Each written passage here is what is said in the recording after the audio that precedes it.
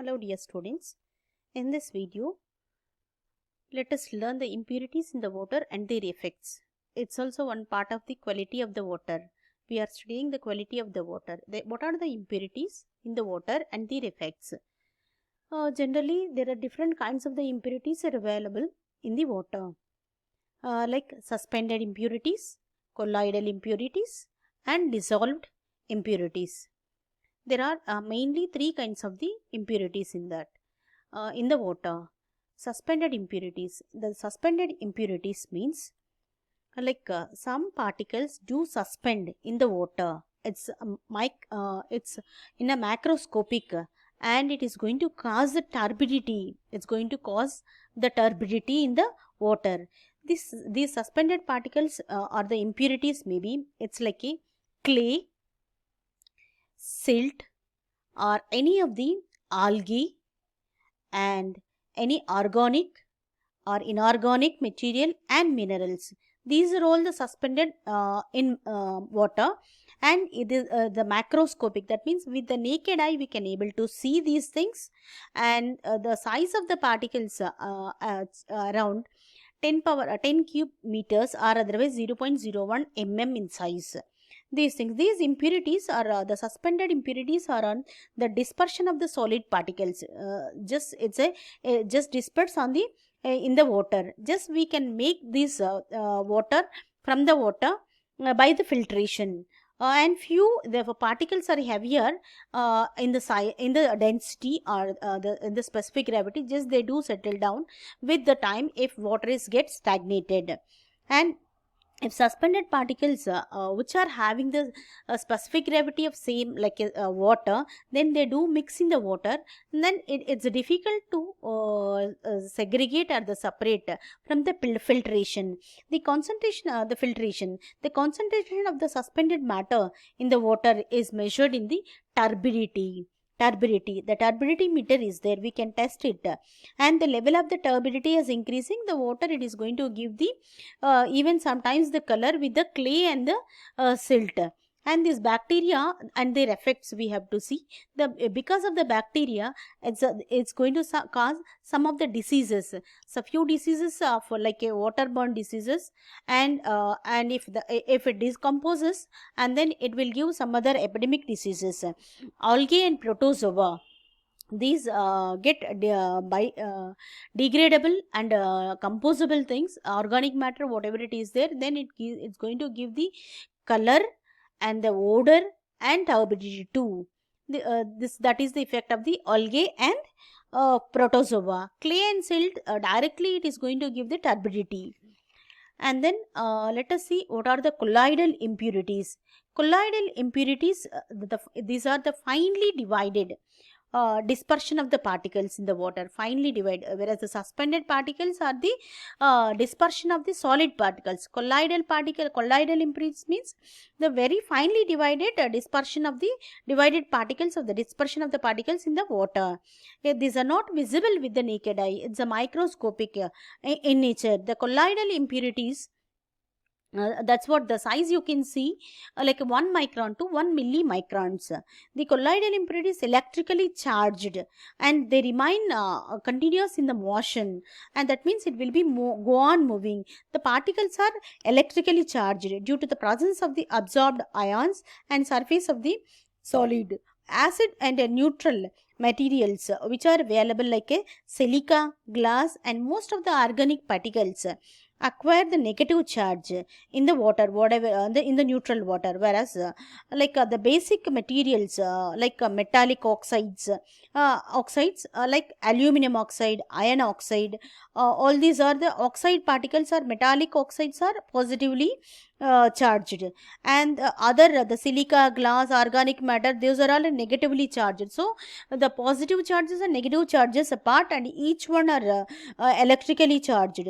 This whatever the electrical charge is, that is enough for the particles to comparison whatever it repel each other, because in the mass whatever it is there, it causes to repel each other because it is having some mass, and it repels each other, so that it will move away, because when it is repels it moves away. With this action, it's a like a particles remains in the motion and they don't get settle. If it's not getting settled, it is highly difficult to remove. So that as the colloidal particles are very fine in nature, and then it is moving, it's electrically charged, oxides are positively charged, and minerals are and organic matter, these are all negatively charged, so they repel each other, and they will be in continuously moving, and so it's difficult to remove these colloidal impurities.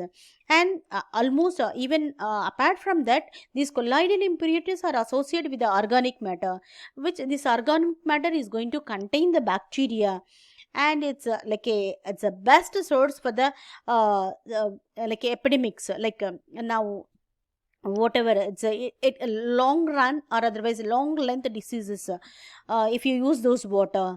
And the quantity of this colloidal impurities can be determined with the color test. We can what is the level of the colloidal impurities, that we can able to test with the color test. These colloidal particles, as already mentioned, the 1 micron to the 1 millimicrons are available. Then let us see what are the dissolved oxygen.